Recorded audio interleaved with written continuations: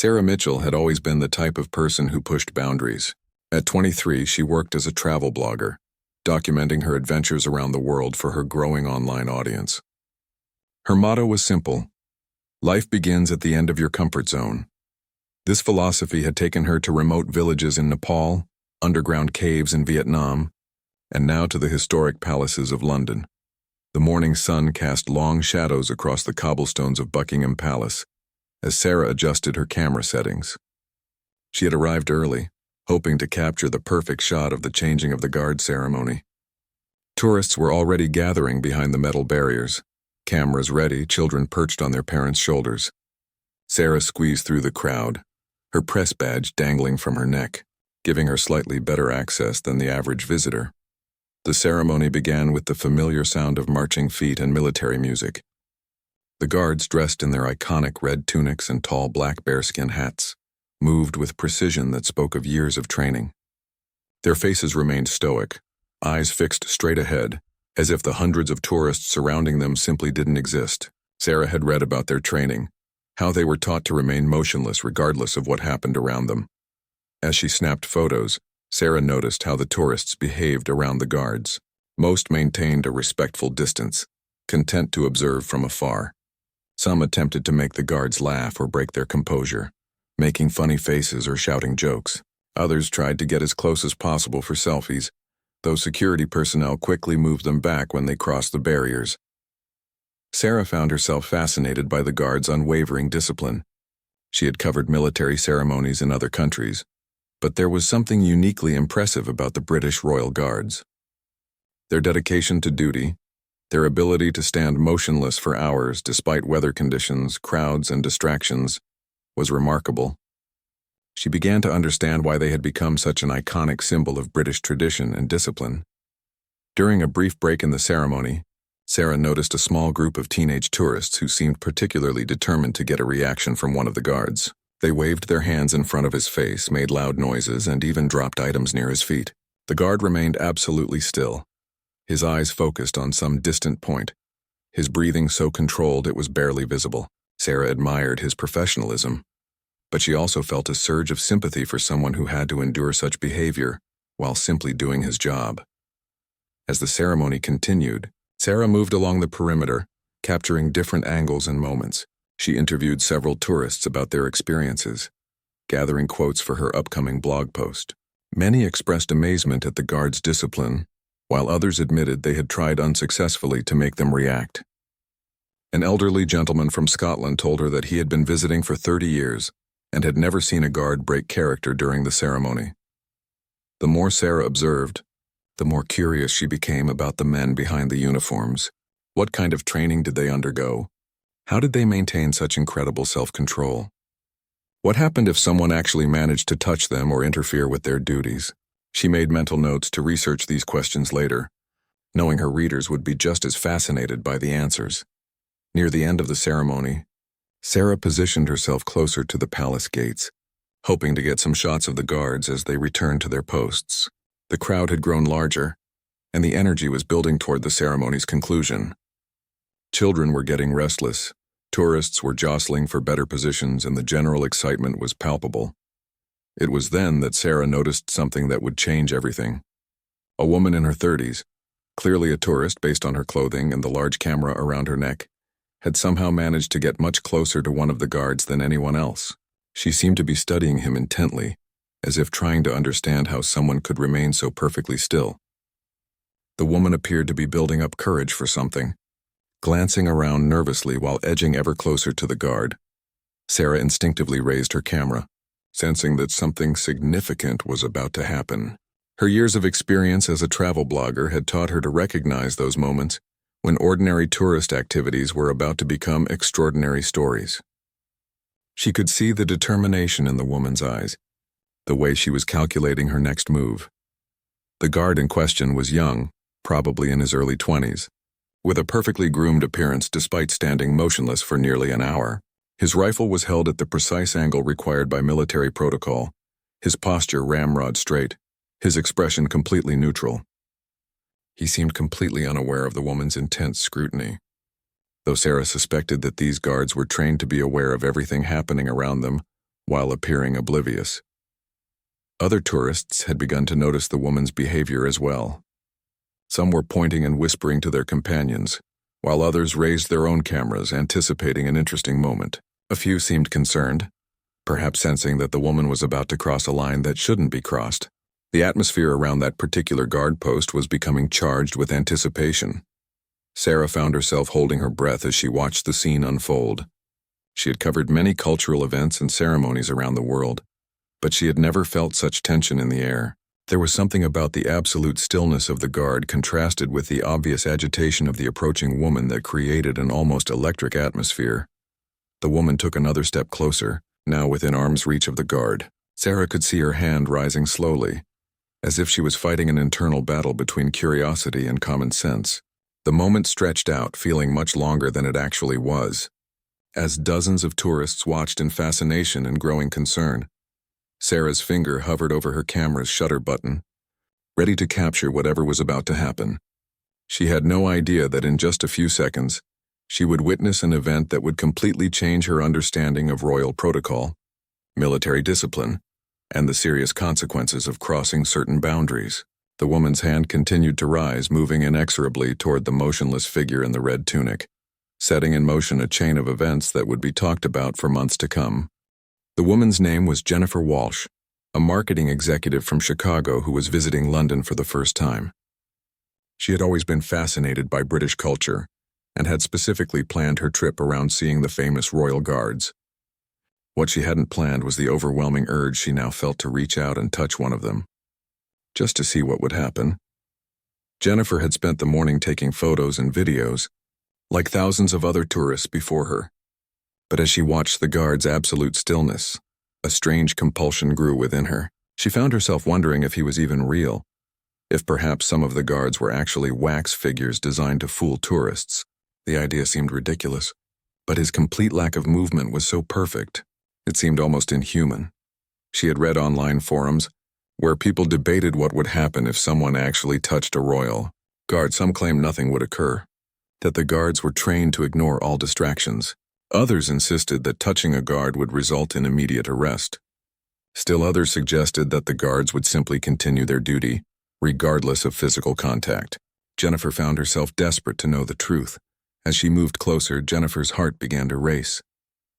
She could see the fine details of the guard's uniform now, the precise stitching, the polished buttons, the way his white gloves gripped his rifle.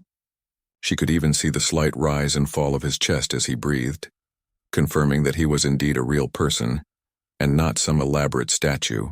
This realization only made her more curious about his incredible self-control. The guard's name was Private James Morrison, though Jennifer had no way of knowing this.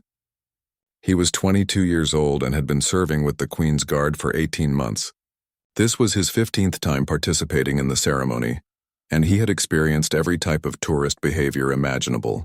He had been shouted at, photographed from every angle, and had objects thrown near his feet. But in all his time on duty, no one had ever actually made physical contact with him. James was acutely aware of Jennifer's presence. His training had taught him to use his peripheral vision to monitor potential threats while maintaining his forward gaze. He could sense her unusual behavior, the way she was studying him more intently than typical tourists. Years of military discipline allowed him to remain perfectly still while internally preparing for whatever might come next. Behind the scenes, security personnel were also monitoring the situation. Palace security cameras had zoomed in on Jennifer's position, and several plainclothes officers had begun moving discreetly through the crowd. They were trained to identify potentially problematic visitors, and Jennifer's behavior had triggered their attention. However, they couldn't act until she actually did something that violated protocol. Jennifer's friends back home had joked that she should try to make a guard laugh or break character, but this felt different. She wasn't trying to be funny or disruptive. She was genuinely curious about the boundaries of their training and the consequences of crossing them. In her mind, a simple touch seemed harmless enough, certainly less disruptive than the shouting and gesturing she had witnessed from other tourists. Sarah continued to watch through her camera lens, fascinated by the psychological drama unfolding. She could see the internal struggle playing out on Jennifer's face, curiosity warring with common sense, boldness fighting against respect for tradition. It was the kind of human moment that made for compelling storytelling, though Sarah had no idea how dramatically the story was about to escalate. The crowd around them had grown noticeably quieter. Other tourists had begun to sense that something unusual was happening, and many had turned their attention from the broader ceremony to focus on this individual drama. Phones and cameras were raised, ready to capture whatever was about to occur. The atmosphere had shifted from general tourist excitement to focused anticipation. Jennifer took another small step forward, now close enough to touch the guard if she simply extended her arm. She could smell the wool of his uniform and the leather polish on his boots. The reality of his presence made her question even more whether he would react to physical contact. In her mind, she rationalized that a gentle touch on his arm would be harmless, less intrusive than a flash photograph or loud noise. Private Morrison's training kicked into higher gear. He had been taught that physical contact with civilians during ceremony was absolutely forbidden, except in cases of immediate security threats. His protocols were clear. Maintain position unless directly ordered otherwise by a superior officer, or unless civilian safety was at immediate risk. Any unauthorized physical contact was to be reported immediately and could result in the civilian's arrest. What Jennifer didn't understand was the serious nature of Royal Guard duty. These weren't tourist attractions or performers. They were active military personnel responsible for the security of royal residences. Their weapons were real, their training was extensive, and their authority was backed by centuries of law and tradition. Touching a guard wasn't a harmless prank. It was interfering with military duty, and could be considered assault on a member of the armed forces. The security team's communication devices crackled quietly as they coordinated their response. They were prepared for various scenarios, but each situation required careful handling to maintain both security and public relations. The last thing anyone wanted was an international incident over a tourist's curiosity. But they also couldn't allow violations of security protocol to go unchecked. Jennifer's hand rose slowly, almost involuntarily. She felt as if she was moving through water, every motion deliberate but dreamlike. The guard's sleeve was inches away now, and she could see the individual threads in the fabric. Her rational mind was screaming warnings, but her curiosity had taken complete control. She had come too far to back down now. Sarah adjusted her camera settings, knowing instinctively that whatever happened next would need to be captured perfectly. Her journalist training told her this moment would be significant, though she couldn't have imagined just how significant it would become. She could see Jennifer's hand trembling slightly as it approached the guard's arm, could see the subtle tension in the guard's jaw despite his otherwise perfect composure. The final inch seemed to take forever. Jennifer's fingertip moved toward the red wool of the guard's sleeve while dozens of cameras focused on the moment of contact. In that suspended instant before touch, everyone watching seemed to hold their breath, sensing they were about to witness something that would change their understanding of royal protocol forever. The moment Jennifer's fingertip made contact with Private Morrison's sleeve, everything changed. The touch was gentle, barely more than a whisper of pressure against the red wool, but it might as well have been a thunderclap. The reaction was immediate, coordinated, and absolutely shocking to everyone watching. Private Morrison's response was instantaneous and precisely executed. Without moving his head or breaking his forward gaze, he bellowed in a voice that seemed impossibly loud for someone who had been completely silent. "Step back from the queens." "Guard!" The command echoed off the palace walls and cut through the morning air like a blade.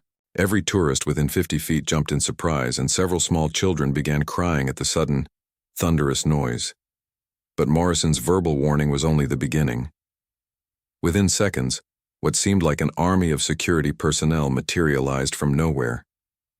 Plainclothes officers who had been invisible in the crowd suddenly revealed themselves, moving toward Jennifer with practiced efficiency. Uniformed police appeared from multiple directions, their radios crackling with urgent communications. Palace security guards emerged from positions tourists hadn't even noticed, creating a coordinated response that was both impressive and intimidating. Jennifer stumbled backward, her face white with shock. The gentle touch that had seemed so innocent, in her mind had triggered a response she never could have imagined. Her hands shook as she raised them in a gesture of surrender, her voice barely a whisper as she tried to apologize. But the security response was already in motion, following protocols that had been developed over decades of protecting royal facilities. Sarah's camera clicked rapidly as she documented the unfolding drama. Her journalistic instincts took over, capturing the shock on Jennifer's face, the coordinated movement of security personnel, and the amazed reactions of other tourists. She could see immediately that this was no ordinary tourist incident. This was a serious breach of protocol that was being treated with the full weight of royal security procedures. The lead security officer, a stern woman in her 40s, approached Jennifer with calm but unmistakable authority. "Ma'am, you need to come with us immediately," she said, her voice professional, but leaving no room for argument. Two other officers flanked Jennifer, not roughly but with clear intent to ensure she couldn't simply walk away from the situation. Other tourists began pulling out their phones, recording the dramatic scene that had erupted from what seemed like such a small action. The crowd pressed closer, eager to see what would happen next, while palace security worked to maintain order and keep the area clear. The ceremony that had been proceeding smoothly was now completely disrupted, with guards having to adjust their positions to accommodate the security response. Jennifer found herself being escorted away from the crowd, her mind reeling as she tried to understand how a simple touch had escalated so quickly. She attempted to explain to the officers that she meant no harm, that she was just curious, but they remained focused on following their procedures. The reality of her situation was beginning to sink in. She wasn't just being given a warning and sent on her way. This was serious. Private Morrison had returned to his position of attention, but Sarah could see the subtle signs of increased alertness in his posture. His breathing was slightly faster, his grip on his rifle marginally tighter. The incident had affected him too, despite his training to remain impassive. For a moment, his perfect composure had been broken by the need to respond to an unauthorized contact, and returning to absolute stillness required conscious effort. The security team's response revealed the layers of protection that most tourists never realized existed. In addition to the visible guards and obvious security measures, there was an entire network of personnel monitoring every interaction around the royal facilities. Cameras had recorded every angle of the incident. Radio communications had alerted. Multiple agencies and detailed reports were already being filed about the breach. As Jennifer was led away, Sarah could hear her pleading with the officers, trying to explain that she was just a tourist who didn't understand the rules. But the officers' responses made it clear that ignorance wasn't an acceptable excuse when it came to royal security. They had heard every possible explanation before, and their job was to ensure that anyone who violated protocol faced appropriate consequences. The crowd of tourists buzzed with excitement and nervous energy. Many were asking each other what they had just witnessed, while others debated whether Jennifer's actions had really warranted such a dramatic response. Some felt sorry for her, believing she had made an innocent mistake, while others argued that touching a guard was obviously inappropriate regardless of intent. Sarah followed the group as far as she was allowed, her camera documenting Jennifer's removal from the area. She could see the fear and confusion in the woman's eyes as the reality of her situation became clear. What had started as curiosity had become a genuine legal issue, with potential consequences that extended far beyond embarrassment or a simple warning. The efficiency of the security response was both impressive and sobering. Within minutes of the initial contact, Jennifer had been identified, isolated, and was being processed according to established protocols. Her personal information was being verified, her background was being checked, and decisions were being made about what charges, if any, would be filed against her. Meanwhile, the ceremony was gradually returning to normal, though the atmosphere had changed. Other tourists were more cautious now, maintaining greater distance from the guards and showing increased respect for the barriers and boundaries. The incident had served as a powerful reminder that these weren't performers or attractions, but active military personnel with real authority and serious responsibilities. Sarah realized she was witnessing something that would make headlines around the world. The dramatic response to such a seemingly minor action would spark debates about security, tourism, and the balance between accessibility and protection at royal sites. Her blog post about the incident would need to capture not just what happened, but the broader implications of the event. As the last of the security personnel disappeared with Jennifer, Sarah looked back at Private Morrison. He stood exactly as he had before the incident, perfectly still and apparently unaffected. But she now understood that beneath that calm exterior was a highly trained professional, prepared to respond instantly to any threat or violation of protocol. The touch that had seemed so innocent had revealed the serious reality behind the pageantry, and the consequences were only just beginning. Jennifer found herself in a small windowless room inside a building adjacent to Buckingham Palace. The transformation from tourist to detainee had happened so quickly that she was still struggling to process the reality of her situation. The room was sparse but clean, containing only a metal table, 2 chairs, and a large mirror that she suspected was one-way glass. The fluorescent lights above cast a harsh, clinical glow that made everything feel surreal. Detective Inspector Margaret Collins entered the room, carrying a thick folder and a digital recording device. She was a veteran of the Metropolitan Police with 15 years of experience handling security incidents at royal locations. Her manner was professional but not unkind as she took the seat across from Jennifer and began setting up her equipment. "Ms. Walsh," she began, consulting the identification documents that had been taken from Jennifer's purse, "I need to inform you that you are being questioned in connection with a violation of the Official Secrets Act and potential assault on a member of Her Majesty's Armed Forces. You have the right to remain silent, and you have the right to have a solicitor present during this interview." The words hit Jennifer like physical blows. Assault? Official Secrets Act? She had barely touched the guard's sleeve for a fraction of a second.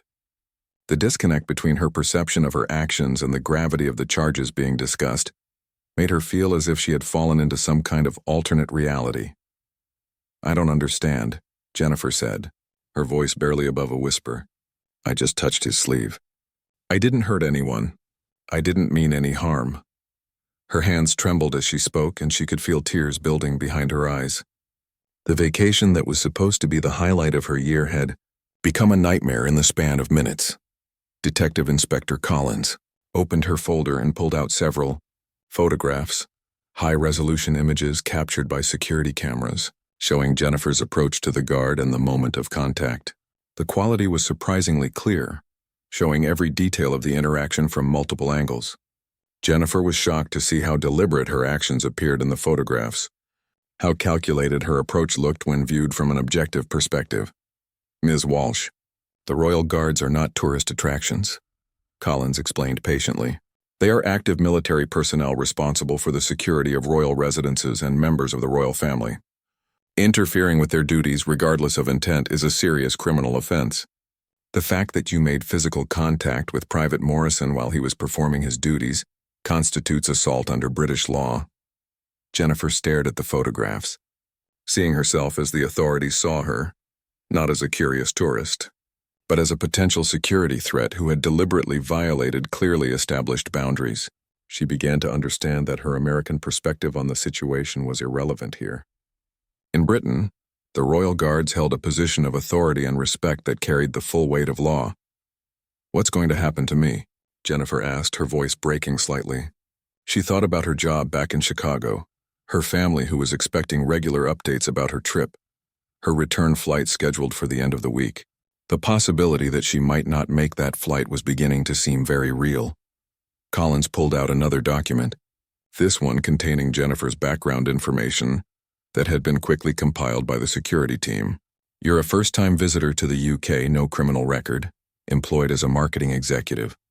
That works in your favor," she said. "However, this type of incident cannot be ignored, regardless of your personal circumstances or intentions." Detective explained that touching a royal guard was considered a form of assault because it interfered with their ability to perform their security duties. Even though Jennifer's touch had been gentle and brief, it had forced Private Morrison to break his concentration and respond to a potential threat. In the context of royal security, any distraction could potentially mask a real danger, making even seemingly innocent actions problematic. Jennifer learned that the Royal Guard's training included extensive preparation for exactly this type of situation. They were taught to respond immediately and decisively to any unauthorized physical contact, because in a real security scenario, a gentle touch could be the prelude to a more serious attack. The guard's thunderous command and the coordinated security response weren't overreactions. They were precisely the reactions that the situation called for, according to established protocols.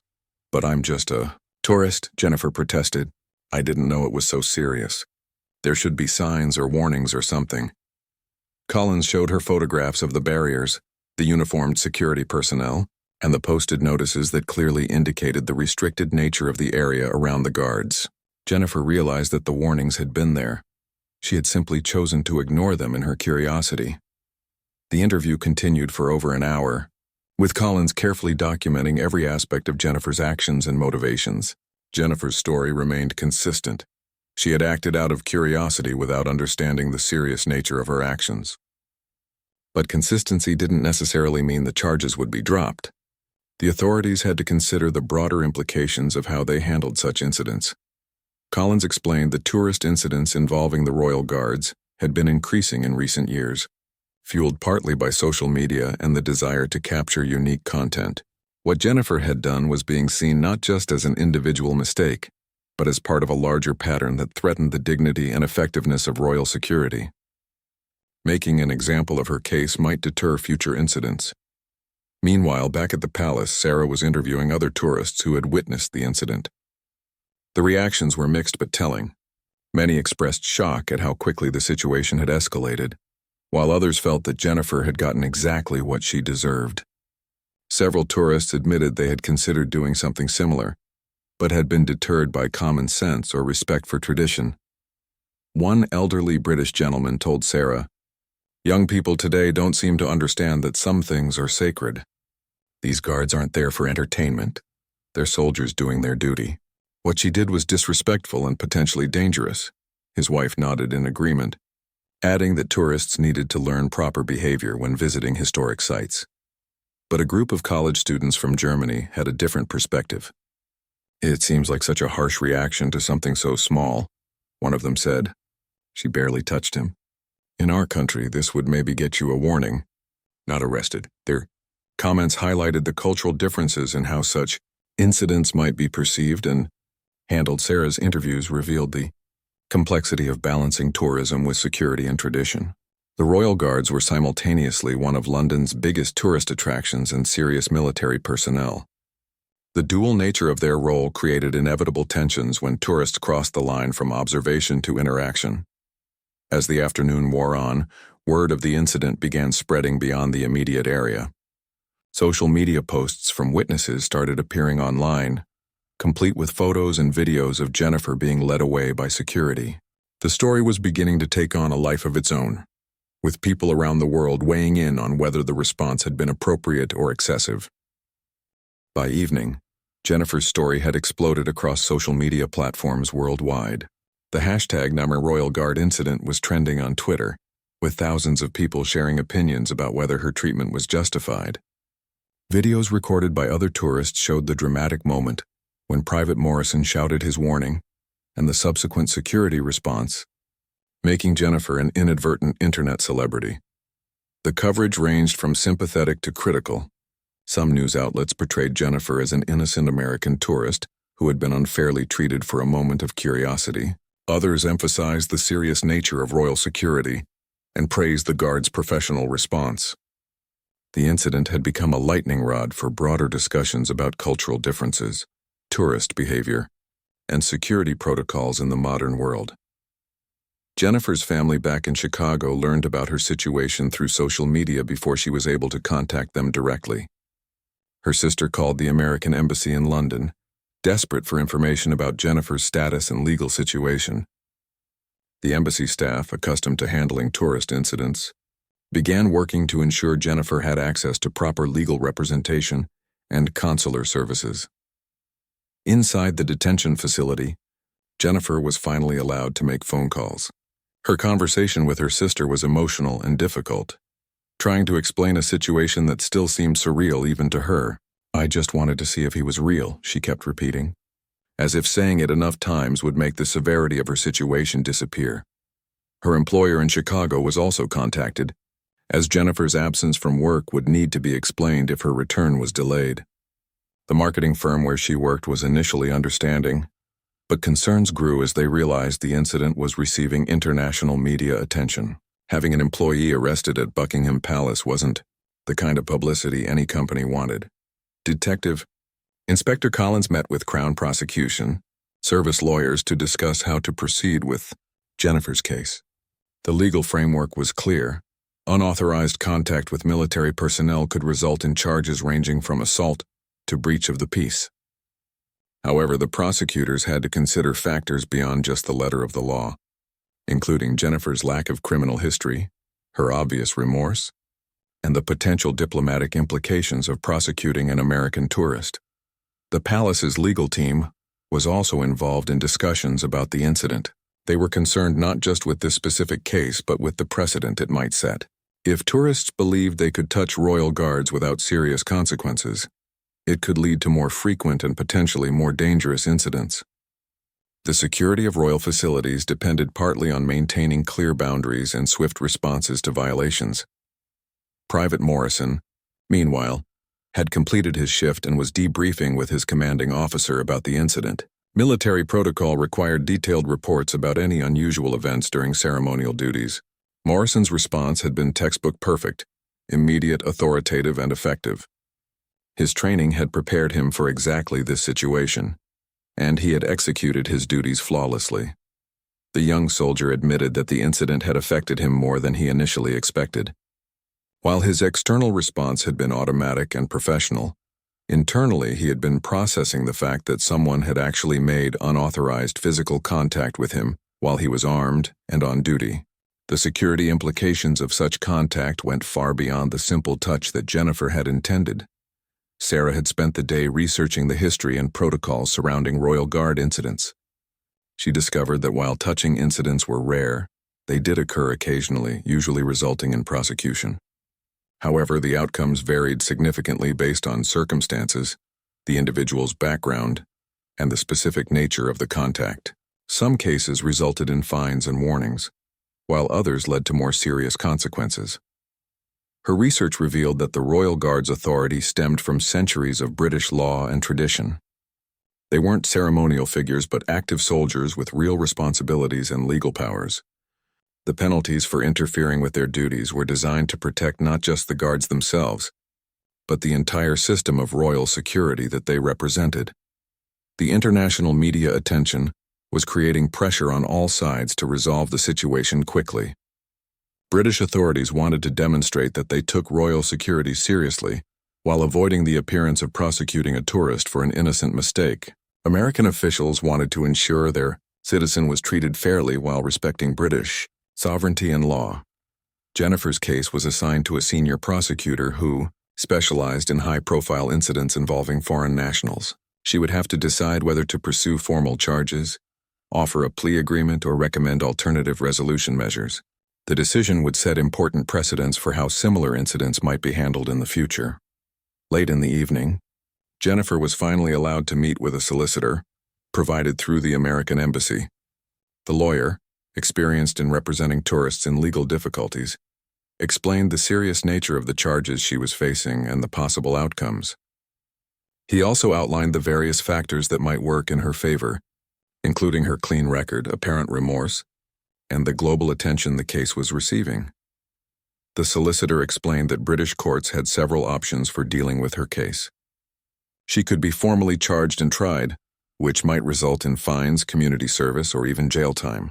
Alternatively, she might be offered a caution or other form of alternative resolution that would allow her to return home, but would remain on her record.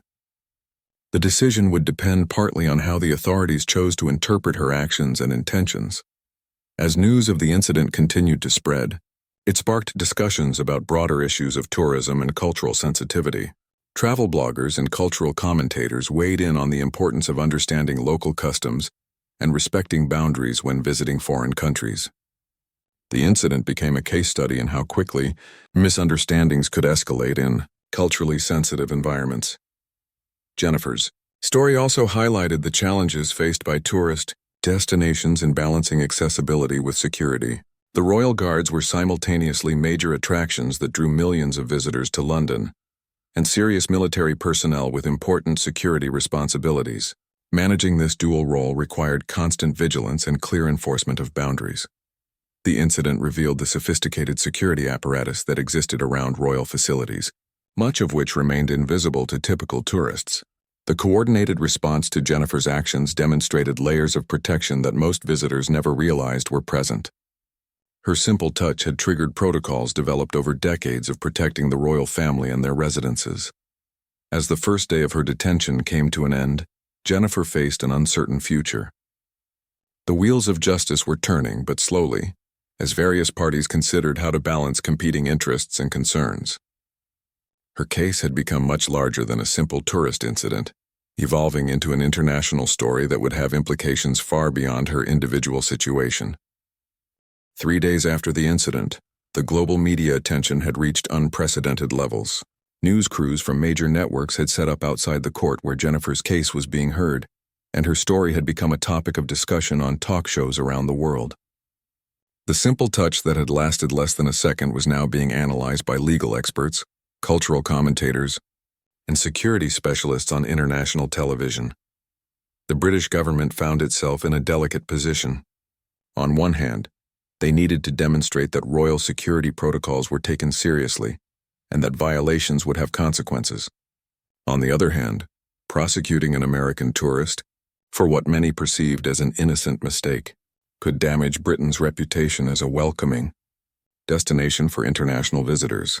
Jennifer's legal team had been working around the clock to build her defense. They gathered character references from her employer, friends, and family, painting a picture of a responsible professional who had made an error in judgment rather than a deliberate security threat. They also compiled research showing that many tourists were unaware of the serious legal implications of touching royal guards, suggesting that better education rather than prosecution might be the appropriate response. The American embassy had been monitoring the situation closely, providing consular support while being careful not to interfere with British legal processes. Embassy officials met with Jennifer daily to ensure her welfare and to coordinate with her legal representation. They also fielded hundreds of calls from American media outlets seeking information about the case. Meanwhile, Sarah had been documenting the aftermath of the incident, interviewing legal experts, tourism officials, and other travelers about the broader implications of Jennifer's case. Her initial blog post about witnessing the incident had gone viral, leading to interview requests from major news organizations. She found herself becoming an inadvertent expert on royal protocol and tourist behavior. The tourism industry was watching the case carefully, concerned about potential impacts on visitor numbers if tourists began to fear overly harsh treatment for minor mistakes. Hotel associations and tour operators were already reporting increased questions from American tourists about appropriate behavior around royal sites. Some tour companies had begun adding specific warnings about royal guard interactions to their standard briefings.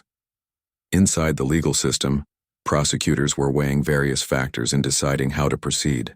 Jennifer's case had become a test of how British law balanced deterrence with proportionality. If they were too lenient, it might encourage other tourists to push boundaries. If they were too harsh, it could create a diplomatic incident and damage Britain's tourism industry. The Crown Prosecution Service had received unprecedented public input about the case. Emails and letters poured in from around the world, with opinions split roughly evenly between those who thought Jennifer should face serious consequences and those who believed she was being treated too harshly. The volume of international attention was unlike anything typically seen in tourist violation cases. Jennifer herself was struggling with the psychological impact of her situation. What had started as a moment of curiosity had transformed her life completely. She was facing potential criminal charges, international notoriety, and an uncertain future. The stress was affecting her sleep, appetite, and ability to concentrate on anything beyond her immediate legal predicament. Her family had hired a crisis management consultant to help deal with the media attention. Reporters had been calling her relatives, her workplace, and even her neighbors back in Chicago. The consultant advised limiting public statements and focusing on the legal proceedings, but the pressure of constant scrutiny was taking its toll on everyone connected to Jennifer. The incident had also prompted a broader examination of security protocols at royal sites. Palace officials were reviewing their procedures for handling tourist violations, considering whether current warning systems were adequate and whether alternative responses might be more appropriate for minor infractions. The goal was to maintain security while avoiding unnecessarily harsh treatment of visitors who made honest mistakes. Private. Morrison had been reassigned to different duties while the incident remained under investigation. Military protocol required that any guard involved in a security incident be temporarily removed from ceremonial duties until the matter was resolved. He found the situation frustrating, as he had followed his training perfectly, but understood the need for proper procedures. The international diplomatic community was also monitoring the situation carefully. Embassy officials from various countries were comparing notes about how their citizens had been treated in similar circumstances, looking for patterns that might indicate discriminatory enforcement. The case was becoming a minor diplomatic issue that required careful handling by all parties involved. Legal experts appearing on news programs debated the finer points of British law as it applied to Jennifer's case. Some argued that the assault charges were appropriate given the security context, while others contended that the prosecution was an overreach that would damage Britain's international reputation. The debates revealed the complexity of balancing security needs with tourist-friendly policies. Tourism statistics were already showing early signs of impact from the incident. While it was too soon to determine long-term effects, some American tour groups had expressed concerns about visiting royal sites, and travel advisors were fielding more questions about appropriate behavior in Britain. The incident was serving as an unintended education about cultural differences and legal systems. The palace had received thousands of letters and emails from around the world about the incident. While some supported strict enforcement of security protocols, many others expressed concern about the treatment of tourists and the impact on Britain's international image. The volume of correspondence was unprecedented for a tourist-related incident. Jennifer's case was scheduled for a preliminary hearing where decisions would be made about how to proceed. Her legal team was hoping for a resolution that would allow her to return home with minimal consequences, while prosecutors were under pressure to demonstrate that royal security violations had serious consequences. The hearing would likely determine not just Jennifer's immediate future, but establish precedents for similar cases. The media coverage had evolved beyond the initial incident to examine broader questions about tourism, cultural sensitivity, and the balance between security and accessibility. Academic experts were writing papers about the case, using it as an example of how globalization created new challenges for traditional institutions and legal systems. As the preliminary hearing approached, all parties were feeling the pressure of international attention. Jennifer's case had become much more than a simple tourist violation. It was now a symbol of larger issues about how different cultures and legal systems interacted in an increasingly connected world. The resolution would send messages far beyond the immediate legal consequences for one American tourist who had made a split-second decision to satisfy her curiosity about a British tradition. The preliminary hearing took place in Westminster Magistrates' Court on a cold Thursday morning, exactly 1 week after the incident at Buckingham Palace. Media crews from around the world had gathered outside the court building, creating a scene more typical of celebrity trials than tourist violation cases. Jennifer arrived with her legal team through a side entrance, avoiding the cameras and reporters who had been waiting since dawn. Inside the courtroom, Magistrate Eleanor Whitfield reviewed the case file, while Jennifer sat nervously between her solicitors. The magistrate was known for her balanced approach to international cases and her understanding of the complexities involved when tourists encountered British legal systems. Her decision would likely set important precedents for future incidents. The prosecution presented their case efficiently, emphasizing the serious nature of royal security and the need to deter similar incidents. They showed the security footage of Jennifer's approach and contact with Private Morrison, along with photographs documenting the coordinated response by security personnel. The prosecutor argued that ignorance of the law wasn't a valid defense and the tourists needed to understand there were real consequences for their actions. Jennifer's defense team presented a very different narrative. They emphasized her clean criminal record, her genuine remorse, and the unintentional nature of her actions. Character witnesses testified to her responsible nature and community involvement back in Chicago. The defense argued that prosecution would be disproportionate to the offense and would damage Britain's reputation as a welcoming destination for International visitors. The most compelling moment came when Jennifer herself addressed the court. Speaking in a clear but emotional voice, she expressed deep regret for her actions and acknowledged that she had been wrong to touch the guard. She explained that her curiosity had overcome her judgment, but she had never intended to threaten anyone or disrupt security protocols. Her apology appeared genuine and heartfelt. Magistrate Whitfield also heard from representatives of the tourism industry who argued that excessive punishment would deter visitors and damage London's economy. They presented statistics showing the importance of American tourists to Britain's economy and suggested that education, rather than prosecution, might be more effective in preventing future incidents. However, the court also heard from security experts who emphasized the serious nature of Jennifer's actions. They explained that royal security depended on maintaining clear boundaries and swift responses to violations. Even seemingly innocent contact could mask more serious threats, making it essential that all unauthorized touching be treated seriously. Private Morrison was called to testify about the incident. Speaking in measured tones, he described his training and his response to Jennifer's contact. He explained that his reaction had been automatic and professional, following protocols designed to protect both himself and the security of the royal facilities. His testimony reinforced the serious nature of his duties and the appropriateness of his response. The magistrate took a brief recess to consider the arguments before delivering her decision. When court reconvened, she addressed both the specific circumstances of Jennifer's case and the broader implications for tourist behavior and law enforcement. Her words would be carefully analyzed by legal experts and tourism officials around the world. While I understand that Ms. Walsh acted without malicious intent, Magistrate Whitfield began, the security of royal facilities cannot depend on the good intentions of visitors.